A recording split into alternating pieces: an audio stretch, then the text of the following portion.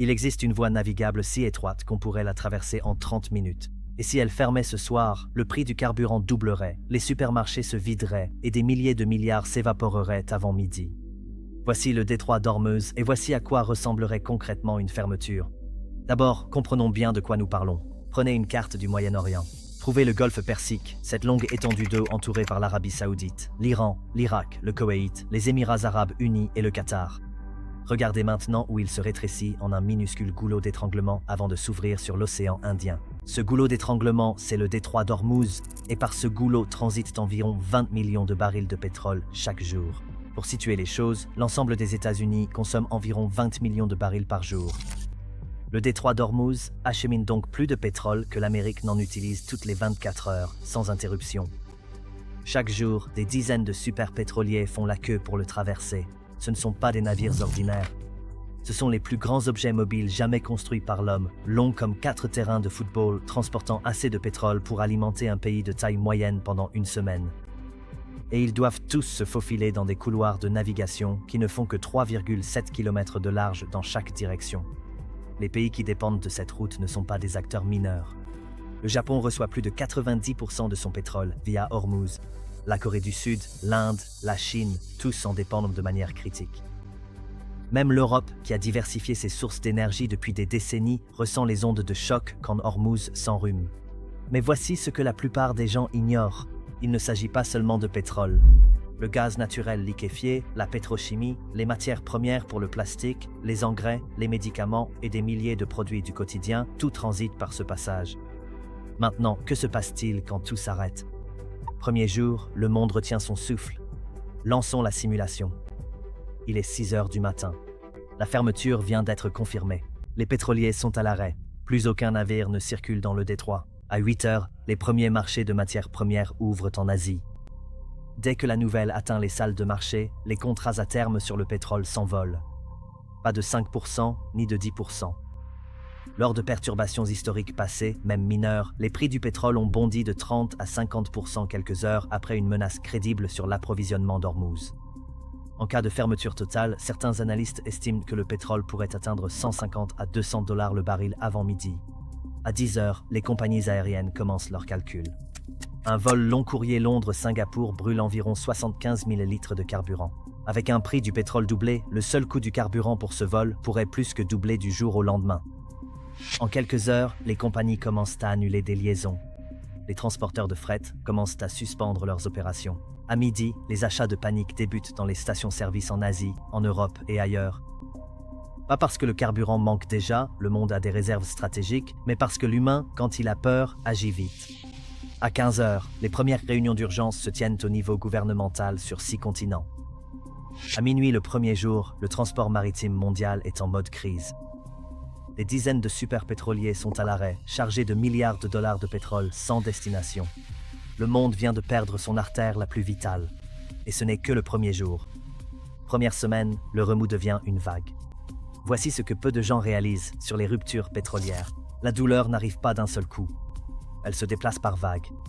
Dès la première semaine, ces vagues frappent là où on ne s'y attend pas. Étape suivante, jour 2 à 3, la cascade des prix du carburant.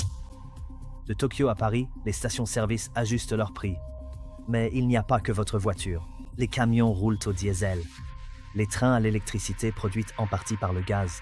Les navires fonctionnent au fioul lourd. Chaque mode de transport sur Terre est lié au prix du pétrole.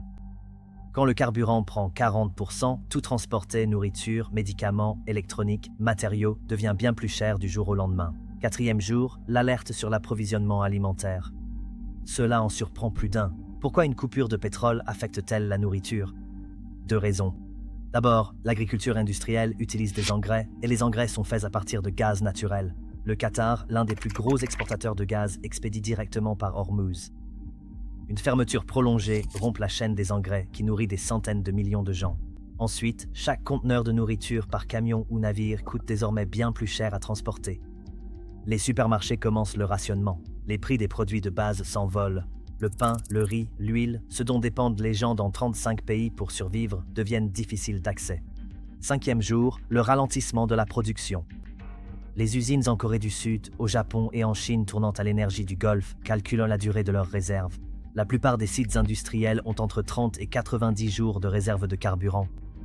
Mais avec la panique mondiale, personne ne veut puiser dedans sans calendrier précis de réouverture. La production commence à ralentir. Usines auto, d'électronique, aciérie, tous commencent à réduire leur rendement. 7e jour, le bilan économique.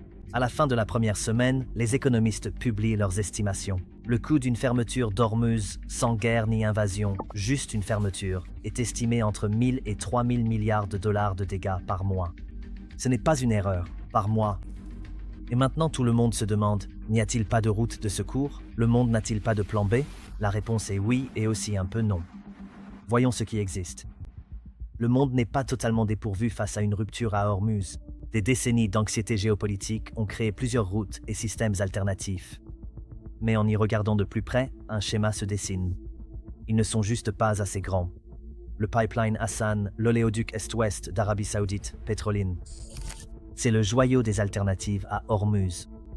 Construit dans les années 80, car l'Arabie Saoudite a vu le risque de dépendre uniquement de la sortie du Golfe, le Petroline parcourt 1200 km à travers la péninsule arabique, des champs pétrolifères de l'Est jusqu'à la côte de la mer Rouge à Yanbu. Depuis Yanbu, les pétroliers peuvent naviguer vers le nord par le canal de Suez ou vers le sud, vers l'Asie, sans jamais approcher le détroit d'Ormuz. Impressionnant, non? Voici le problème. La capacité maximale du Petroline a été portée à environ 7 millions de barils par jour, mais les terminaux portuaires de Yanbu ne peuvent charger que 4 à 4,5 millions de barils par jour. Rappelez-vous, Ormuz transporte 5 millions de barils par jour. Donc, même à pleine capacité portuaire, on ne remplace qu'environ 20% du flux perdu. Le reste, 16 millions de barils, n'a pas d'itinéraire alternatif. Oléoduc numéro 2, l'oléoduc de pétrole brut d'Abu Dhabi des Émirats Arabes Unis, ADCOP. Les Émirats l'ont construit spécifiquement pour ce scénario. Un oléoduc de 400 km qui contourne totalement le détroit, acheminant le brut émirati de l'intérieur d'Abu Dhabi vers le port de Fujairah sur le golfe d'Oman, situé hors du détroit. À pleine capacité, il transporte 1,5 à 1,8 million de barils par jour. Utile. Mais encore une fois, comparé à 20 millions, c'est une fraction. Option numéro 3, les réserves stratégiques de pétrole, les RSP. Les États-Unis détiennent à eux seuls environ 400 millions de barils dans leurs réserves stratégiques, un immense système de stockage souterrain au Texas et en Louisiane. L'Agence internationale de l'énergie coordonne les déblocages des pays membres lors des crises. En théorie, si chaque grande économie libérait ses réserves simultanément, elle pourrait atténuer le choc pendant 60 à 90 jours. Mais les déblocages prennent du temps à coordonner, à déplacer physiquement et sont conçus comme des tampons, pas des solutions. Aucune réserve stratégique ne peut durer éternellement. Option numéro 4, le canal de Suez et l'oléoduc Sumed. Une partie du pétrole du Golfe remonte déjà vers le nord par la mer Rouge vers la Méditerranée via le canal de Suez ou l'oléoduc Sumed qui le longe. Mais ces routes ajoutent des milliers de kilomètres pour les pétroliers venant du Golfe et ont leurs propres limites de capacité et vulnérabilité géopolitique. Le tableau qui ressort de tout cela est inquiétant. Le monde a dépensé des milliards et des décennies d'ingénierie pour bâtir des alternatives au détroit d'Ormuz, et ensemble, elles ne couvrent au mieux que 20 à 25% du flux quotidien d'Ormuz. Alors pourquoi le monde n'a-t-il pas simplement construit plus d'oléoducs, plus de capacités, plus d'alternatives? À cause de la géographie. Le golfe Persique est une étendue d'eau fermée avec une seule sortie. On ne peut pas construire d'oléoduc depuis l'Irak, le Koweït ou l'Iran sans traverser le territoire d'un autre pays avec sa propre politique, ses risques et ses exigences. Les oléoducs saoudiens et émiratis existent car ces pays ont la géographie interne et la stabilité politique pour les construire. La plupart des producteurs du Golfe n'ont pas ce luxe. Et les oléoducs prennent des décennies à construire, coûtent des dizaines de milliards et exigent des accords politiques entre nations qui ne s'entendent pas toujours. Il y a aussi la question de la capacité. Pour remplacer totalement Ormuz par voie terrestre, il faudrait multiplier par 4 ou 5 la capacité actuelle des oléoducs alternatifs. L'investissement nécessaire en infrastructure se chiffrerait en centaines de milliards de dollars, sans même compter les droits fonciers, les délais de construction ou les défis environnementaux liés à la traversée de certains des déserts les plus hostiles au monde. Le calcul ne tient tout simplement pas, du moins pas dans un délai de planification réaliste. Et nous arrivons donc à une conclusion étrange. Malgré tout, malgré les réserves stratégiques, les oléoducs de contournement, les décennies de plans d'urgence, l'économie mondiale dépend toujours fondamentalement d'une étroite bande d'eau située dans l'une des régions les plus sensibles au monde sur le plan géopolitique. Voici ce qui différencie le détroit d'Ormuz de tous les autres risques mondiaux dont nous parlons. Ce n'est pas un problème que l'on peut résoudre. C'est une vulnérabilité avec laquelle le monde a simplement appris à vivre. Les gouvernements le savent. Les compagnies pétrolières le savent. Les économistes le savent.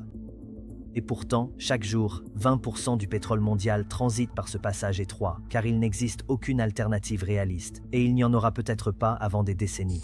Le détroit d'Ormuz est l'étendue d'eau la plus importante de l'économie mondiale, plus cruciale que le canal de Suez, plus cruciale que le canal de Panama, plus cruciale que n'importe quel fleuve, route ou port sur Terre. Et alors que tout le monde se concentre sur Ormuz, un projet est en cours de construction et pourrait rendre le canal de Panama obsolète du jour au lendemain. Ce sera le sujet de notre prochaine vidéo. Abonnez-vous pour ne pas la manquer.